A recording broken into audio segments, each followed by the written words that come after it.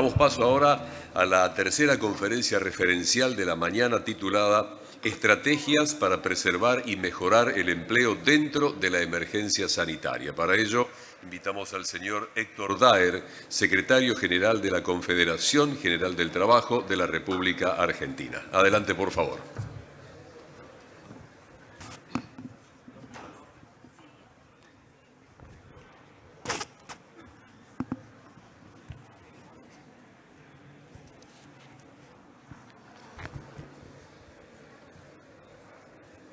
Bueno, buenos días a todos y todas.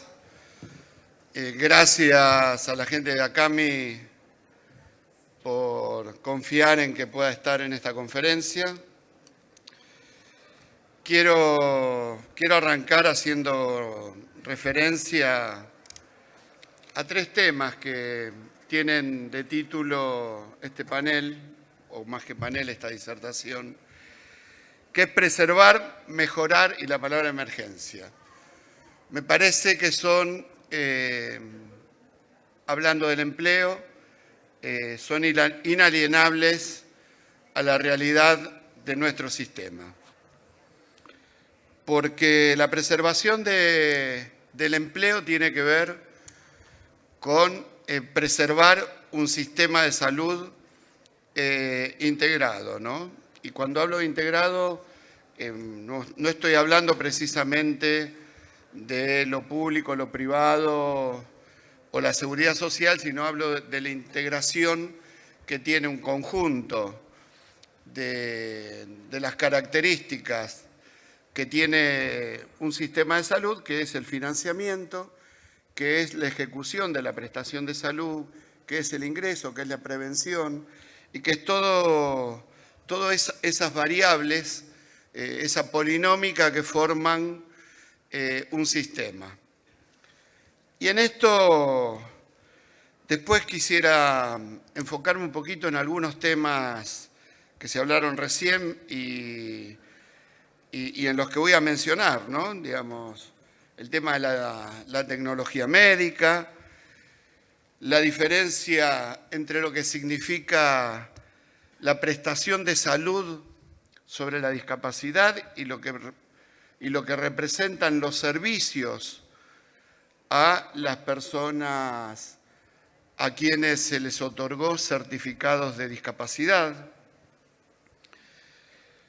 Creo que cuando hablamos de mejorar, podemos hablar de métodos de funcionamiento, de métodos de trabajo, de métodos que tienen que ver con las estructuras propias de cada uno, que en el medio también tenemos que hablar del tema formación, tenemos que hablar del tema de articular todo el equipo de salud para hacerlo más eficiente y generar un nuevo debate sobre algunos cambios que se hicieron en términos curriculares, en términos de esa pretendida jerarquización del equipo de salud, que lo único que generó son mayores distanciamientos entre la realidad y la posibilidad de tener un equipo con las dimensiones y acorde a todo el sistema que se necesita.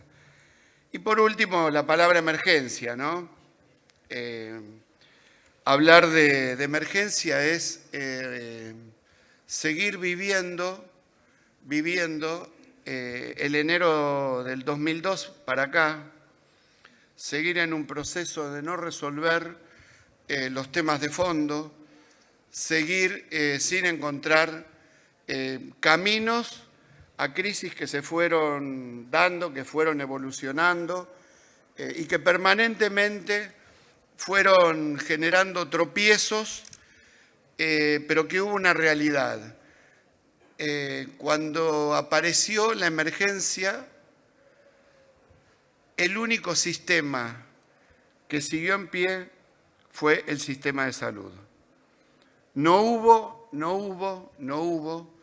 en ese tropiezo de fines del 2001 y principio y mediados y casi durante todo el 2002, a pesar de las grandes dificultades que se generaron, que llevaron a que la palabra emergencia en la economía fuera atada con la emergencia en salud, el sistema de salud dio respuestas.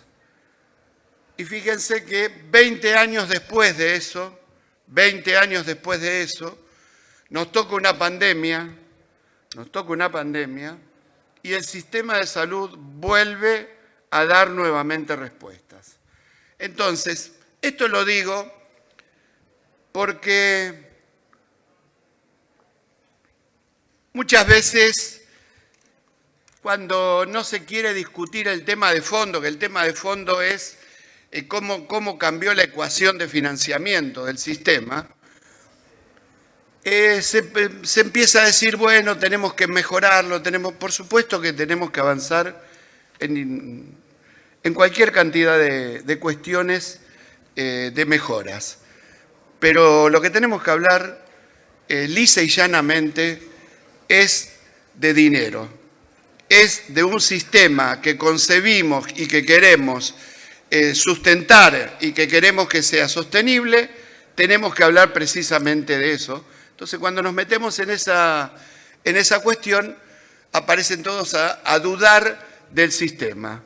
Y para que no tengamos dudas, vayamos al 2002, que el sistema, a pesar de la zozobra que tuvo casi una mirada a la desintegración de nuestra nación, el sistema de salud dio respuestas.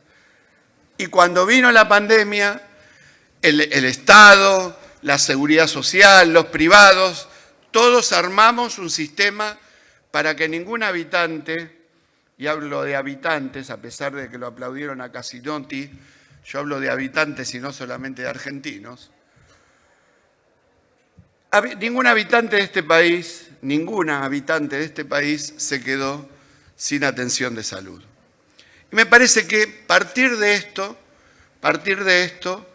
es ponerle, digamos, el sentido a la palabra, no sé si está acá, emergencia, ¿no?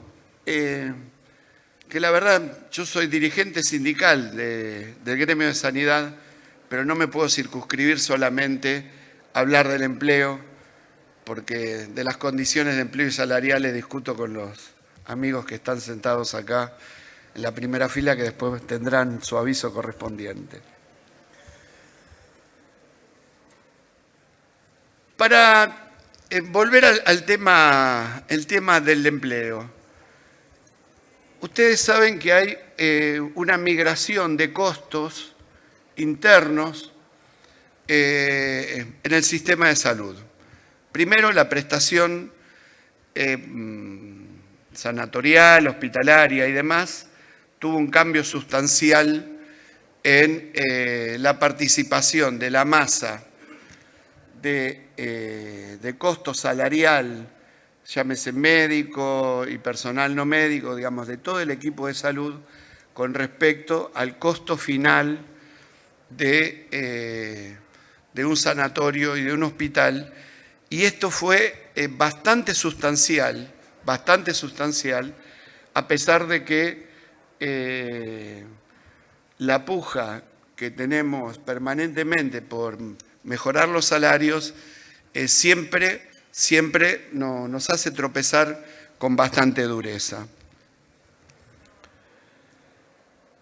Siguiendo con el tema de los trabajadores, y un poco ahí haciendo hincapié a lo que les decía al principio, digamos, ¿cuál fue la ganancia de modificar el sistema de formación profesional del personal no médico, el personal técnico del sistema de salud? ¿Cuál fue la ganancia de pasar de un sistema que llamábamos de enfermería profesional, que tenía 2 años de cursada, a una tecnicatura que lleva 3 años de cursada? Y como representante legal de una de las escuelas de enfermería más prestigiosas de nuestro país, les tengo que decir la verdad que lo único que se hizo fue estirar la carrera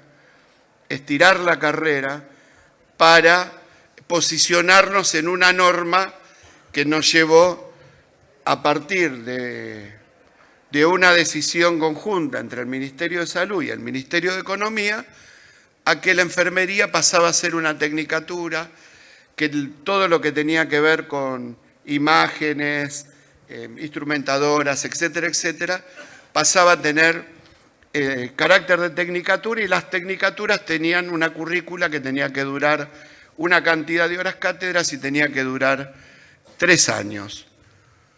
Un escollo más en la formación que no agregó en la incorporación de conocimiento científico ni en la incorporación de conocimiento académico a nadie, pero sí agregó dificultades, una más, en la formación de todos los trabajadores y trabajadoras o potenciales trabajadores y trabajadoras de salud. La incidencia en la población, en el crecimiento de edad, hace que también tengamos que replantearnos cuál es el marco de prestación que le damos a toda una parte de la población, que hoy Sergio nos hablaba de un gran porcentaje de los afiliados al PAMI tiene más de 80 años. No solo, yo no me quiero meter ahora en el tema prestacional propiamente dicho, pero sí en cómo generamos espacios donde la contención y la asistencia, muchas veces en términos preventivos, en términos de seguimiento, etcétera, etcétera, nos permita ahorrar en el gasto final que se genera en esas personas. Y esto se lo digo porque en estos días está en la Argentina el responsable de la escuela de Nueva York, es la universidad pública más grande de Estados Unidos, es la universidad más vieja de Estados Unidos, y el responsable del área de formación profesional está en estos días en Buenos Aires, por otras cosas, pero en una charla con ellos, ellos también arrancan y vuelven atrás en los procesos de formación de carreras cortas y carreras que posibiliten,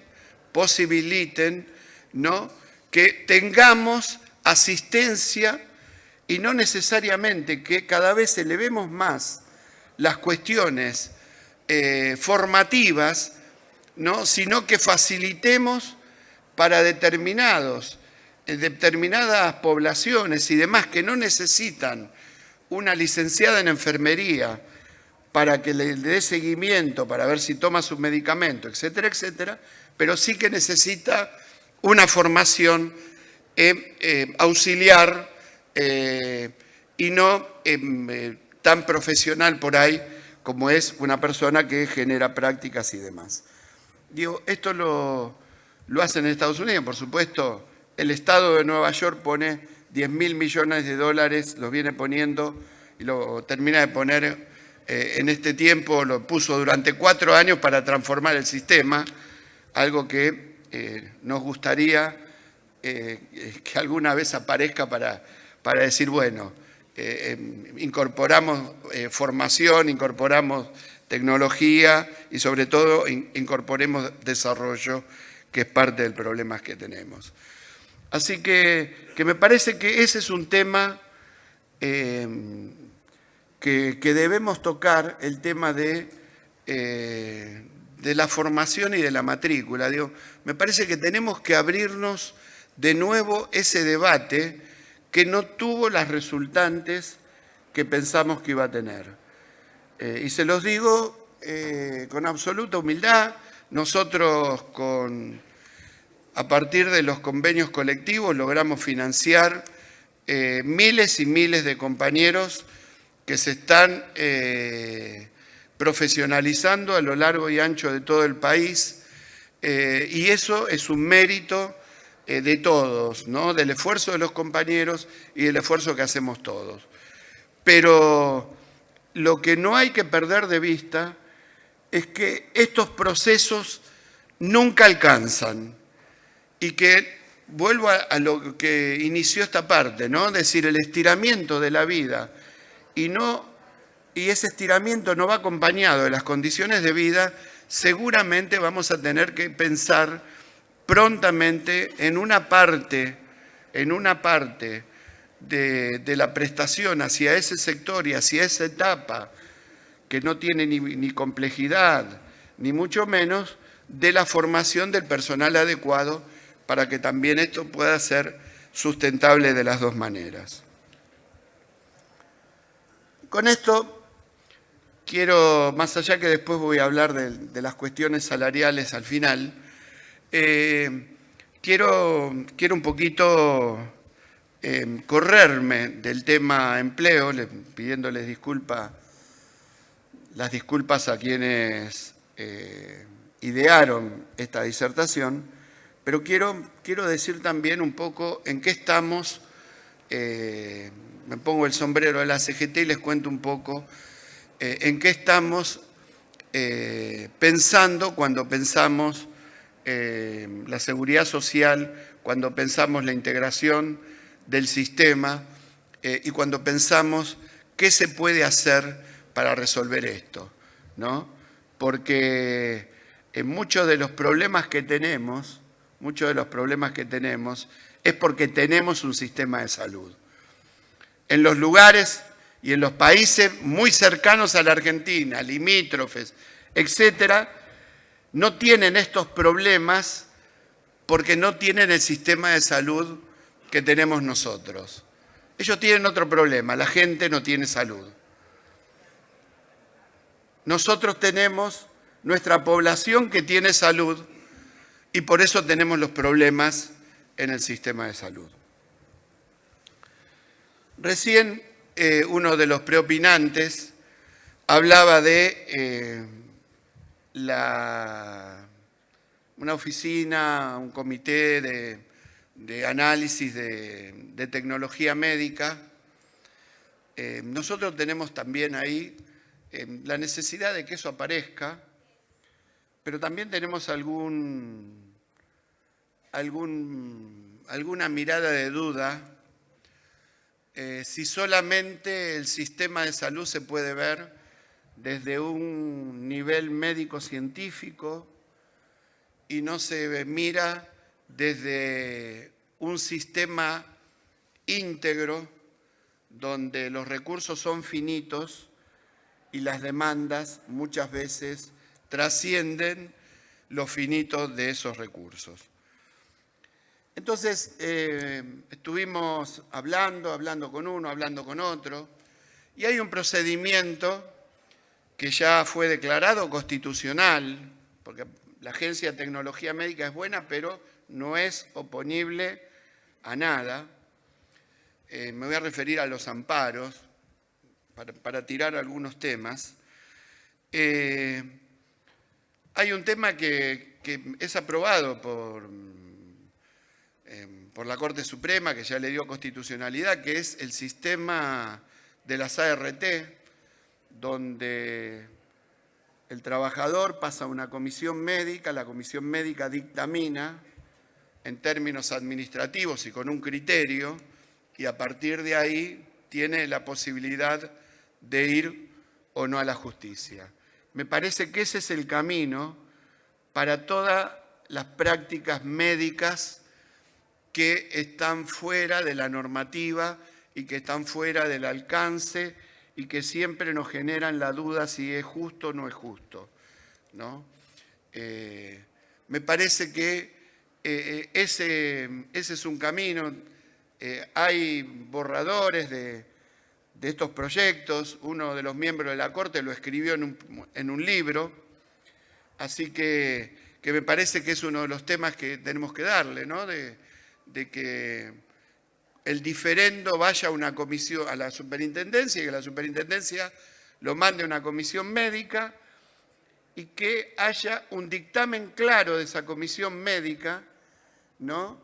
Que permita una evaluación rápida pero decisiva de estos pleitos, para que nadie se quede con la sensación de que no otorga una salida para la cura de alguna patología, o la sensación contraria es esto es un negocio, metieron un amparo, no está ni prescripto para esta edad, no está prescripto para este estado de evolución de la enfermedad, y sin embargo un juez lo otorga, ¿no?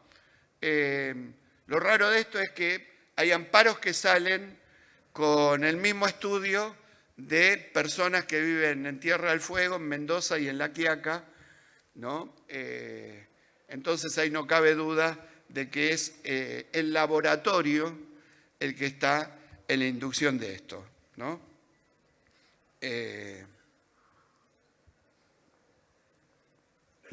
Por supuesto que coincido con Rubén Torres cuando él plantea un fondo. Esto también lo planteamos.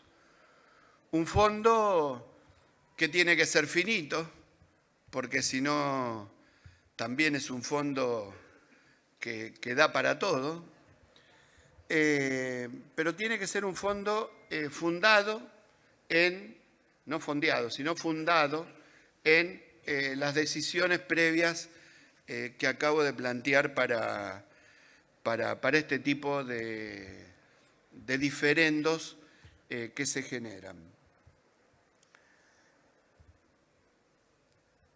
¿Qué es, digamos, recién hablábamos del cambio de la ecuación de costos, ¿no? Yo no tengo el dato claro, pero lo puede tener mejor el superintendente, pero haciendo un muestreo muy precario y con pocas obras sociales, el costo de las prestaciones de alto costo alcanzan entre el 22 y el 27% de distintas obras sociales de nuestro país. Esto no es un tema más, que lo podamos ver como el sistema es inviable. El sistema es viable.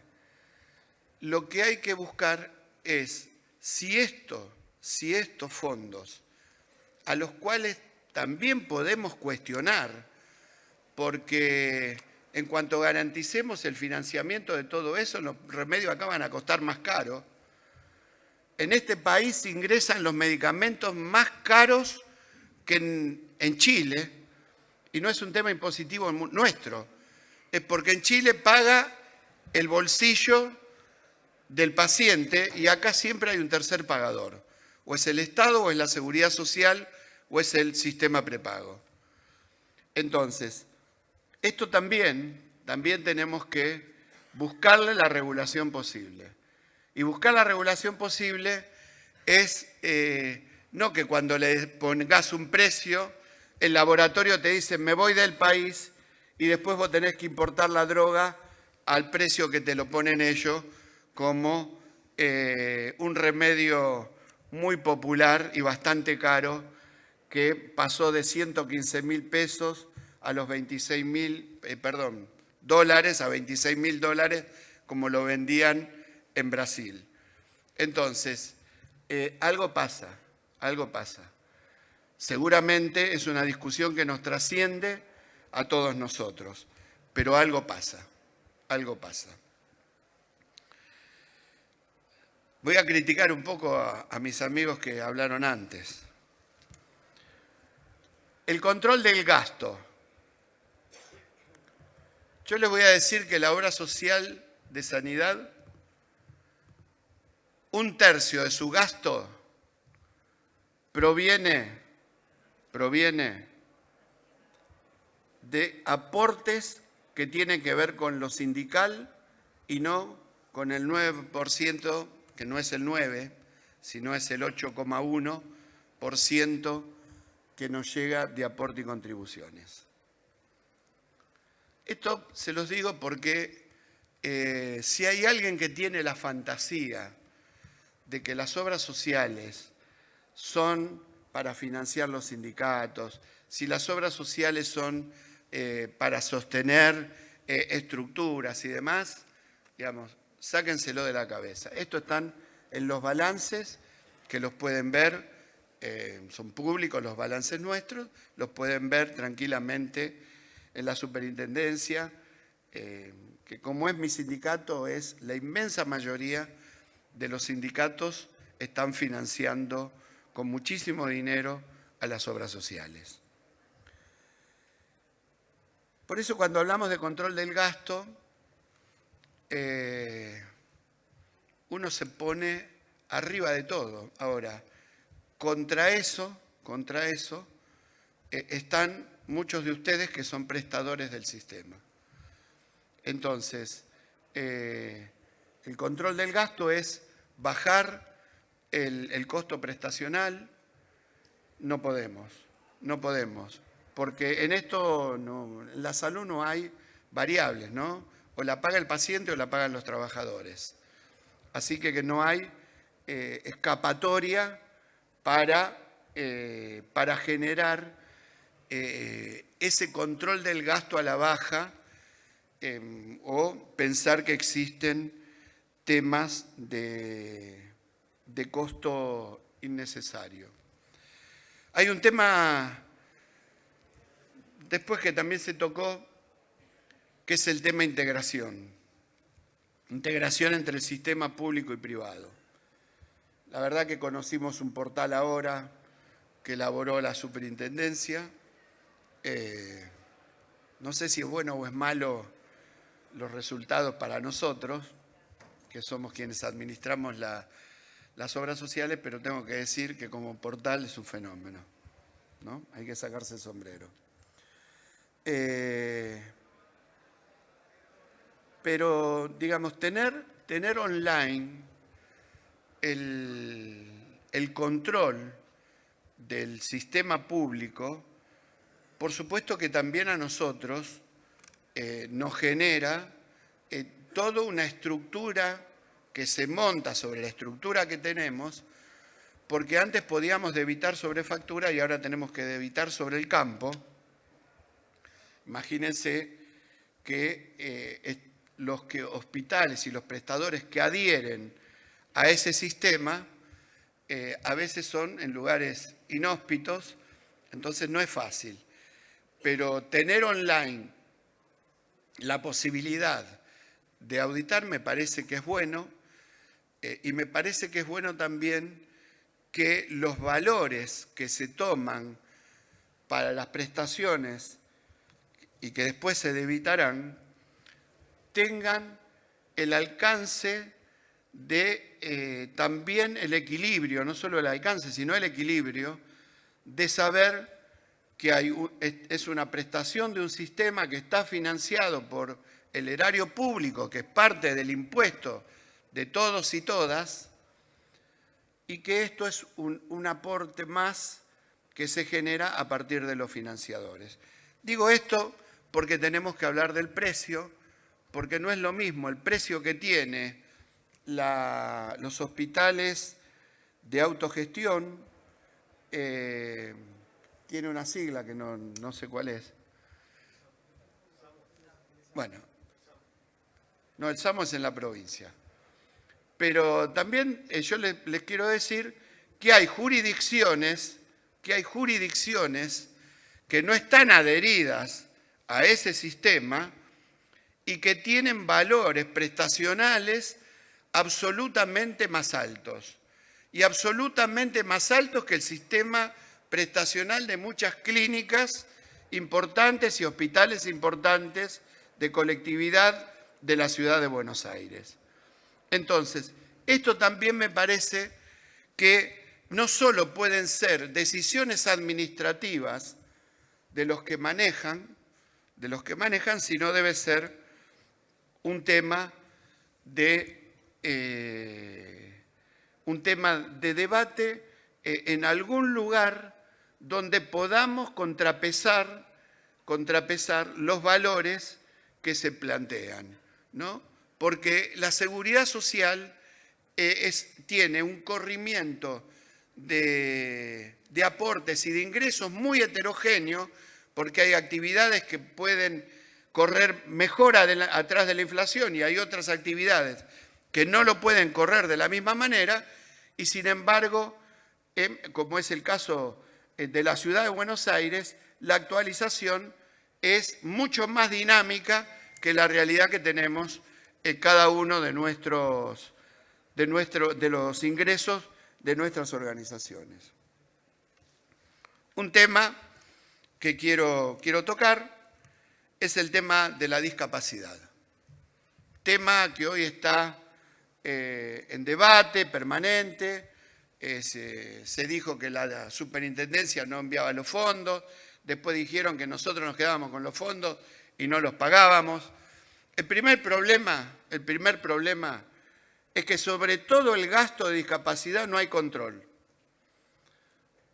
La sensación, o más que la sensación, el pensamiento equivocado de que la discapacidad y las prestaciones de discapacidad la paga un tercero, ese es el primer error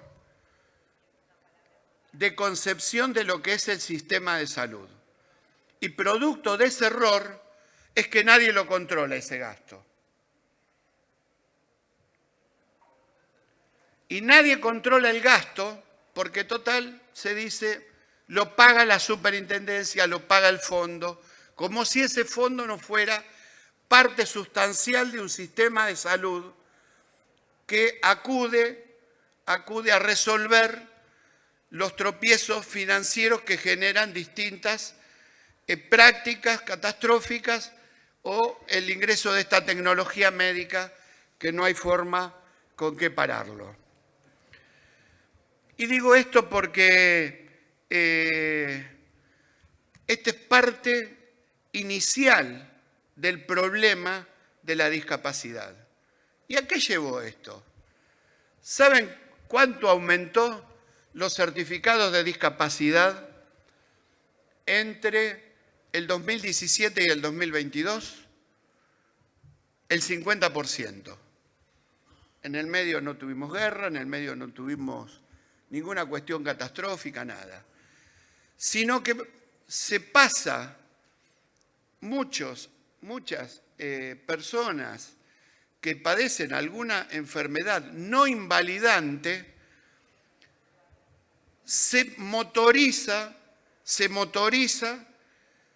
no desde el que te vende el audífono, desde uno, desde otro, que vayas en busca de los beneficios de ser discapacitado. Y esto quiero separar claramente los que necesariamente como sociedad tenemos que otorgarles beneficios para ponerlos en igualdad de condiciones de todos y de todas. Pero lo que tenemos que saber es para qué hacemos cada cosa.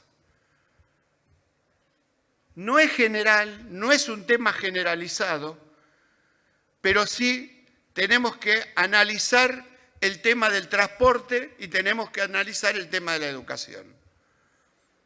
Primero, si es educación y tiene que tener presupuesto educativo porque tiene que tener un criterio pedagógico la educación de cada uno de los niños y niñas que tienen que ir a esos lugares. Y el transporte también.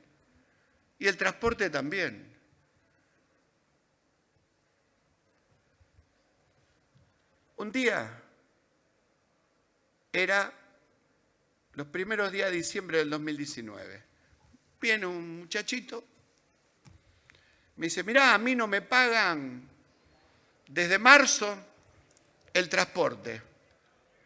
¿No? Dice, yo tengo 21 combis en una provincia, pero no me pagan desde marzo el transporte, que esto, que lo otro. Por supuesto. Uno se come el dulce de haber recibido a un tipo con eso. Imagínense desde marzo a diciembre, si no era negocio eso, que lo pudo sostener el servicio, sin decir nada. Y con 21 combis recogía por toda la provincia. Me parece que hay cosas que tenemos que analizar y controlarlas. Y por eso lo que planteamos no es que no se pague lo que se tiene que pagar, no es que se deje de dar la prestación que se tienen que dar, no es que queremos que los chicos y chicas o mayores o quien fuera se dejen de educar. Lo que queremos es tener un sistema sustentable. Si el gasto en porcentajes del fondo pasó de ser del 7% a creo que el 70%, bueno, ahora voy a dar el dato, al 70%, ¿por qué no va a ser, vamos a hacer desaparecer la superintendencia para que todo ese dinero vaya ahí? Entonces me parece que el Estado tiene que hacerse cargo. Yo no sé si Sergio cuando dijo que el Tesoro no tiene que aportar, no sé si estaba hablando de esto o no, de otra cosa. Bueno, pero el Estado se tiene que hacer cargo, porque para el año que viene el presupuesto va a ser 104.000 millones de pesos. Es casi lo que va a recaudar la superintendencia en el fondo este año. Entonces, estamos complicados. Y eso no es que repercute sobre un sector, repercute sobre todo. Porque esto no deja que se den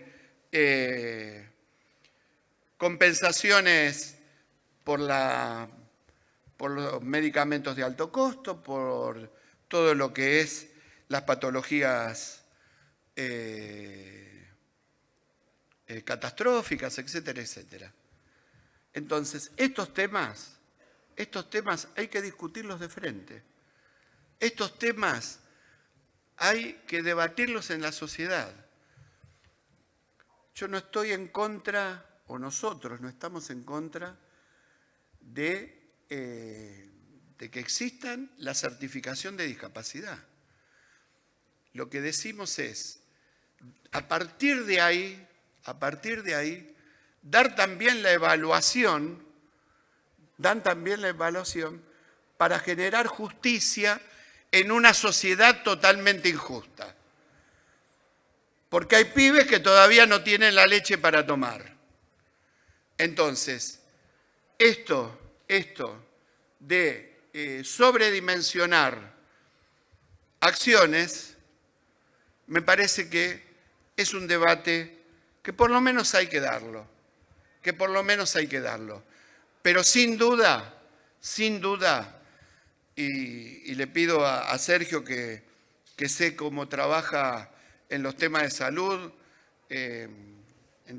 no pertenecemos al mismo espacio, pero sí le reconozco tanto a él como a Rubén la honestidad intelectual en una mirada sobre salud, que pongan foco en que en el presupuesto que se va a discutir en el Parlamento en estos días que va a ingresar, se incorporen los 104.000 millones de pesos necesarios para financiar esto. Porque si no, la eclosión del sistema es absoluto. Me parece que en esto tenemos que juntarnos y tenemos que generar conciencia sobre lo que significa cada cosa. Bueno, yo creo que hay cosas para hacer en el sector. Hay algo que se viene planteando desde hace mucho, que es el tema del crédito del IVA. Muchos de ustedes que trabajan con la seguridad social se quedan con el crédito de IVA y no lo pueden descargar nunca, cosa que es un problema. El PAMI es otro tema. Nosotros no creemos que, no sé si hay que dejar de que exista o no, Yo creo que el PAMI hay que financiarlo porque tiene un rol social que va más allá de los problemas de financiamiento. Lo que sí también decimos que las obras sociales que nos quedamos con nuestros compañeros que pasan a ser jubilados, tenemos que tener el reintegro, por lo menos de la totalidad del aporte que se genera per cápita para el PAMI, ¿no? Cosa que lo peleamos durante mucho tiempo y nunca se resolvió, lo mismo que el pago del monotributo por salud sigue siendo un absurdo total, ¿no? Alguien que se enferma se inscribe en el monotributo y tiene derecho a todo, ¿no? Me parece que son cosas que, yo no digo de eliminar el monotributo, pero sí ponerle un valor proporcional, porque si no es solidaridad invertida. El que puede facturar 300.000 pesos, ¿no? Paga un cuarto del aporte de una compañera nuestra que gana 100.000 pesos por mes. Así que, digamos, esto también hay que ponerlo arriba de la mesa y alguna vez hay que resolverlo. Alguna vez hay que resolverlo. Bueno, después contarles algo que algunos de la primera fila saben.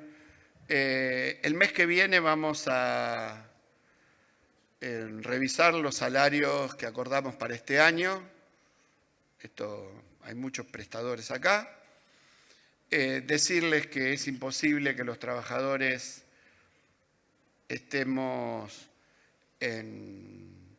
el año con tanto porcentaje por debajo de la inflación. Este 7% del mes pasado, la verdad que nos dejó un poco con la sensación que no queríamos, pero nos deja con una pauta de que la inflación va a ser superior al 85%, con lo cual sepan que tenemos que ir buscando el financiamiento para...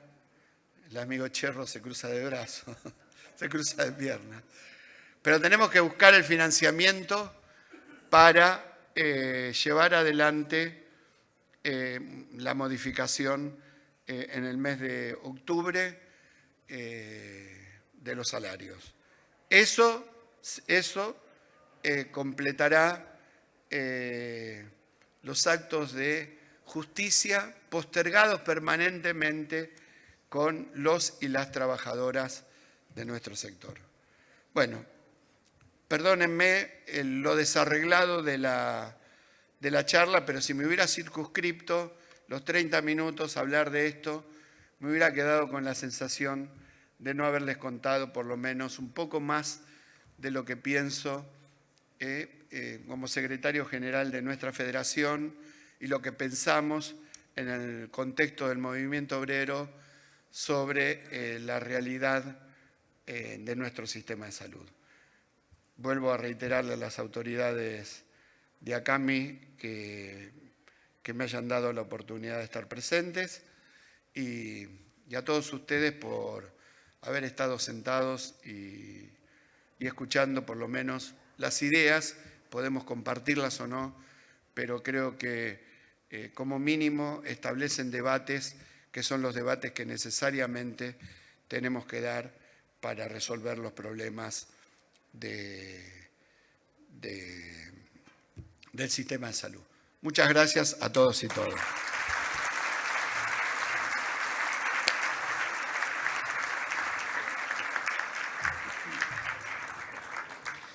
Le agradecemos al señor Héctor Daer, secretario general de la Confederación General del Trabajo de la República Argentina, su participación en este congreso. Señoras y señores, con esto damos por finalizada la mañana de este 25º Congreso Argentino de Salud, titulado «Que nos dejaron 25 años de gestión y 2 años de pandemia», organizado por ACAMI, Asociación Civil de Actividades Médicas Integradas.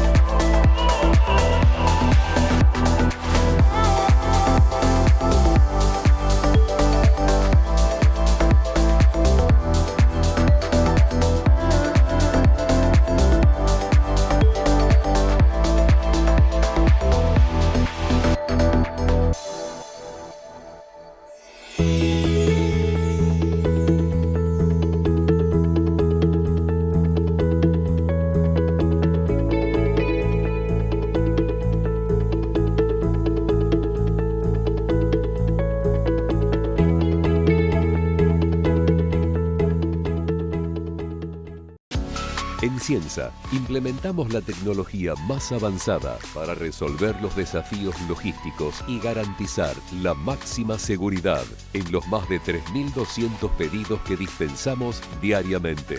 Ciensa, comprometidos con la salud, comprometidos con las personas.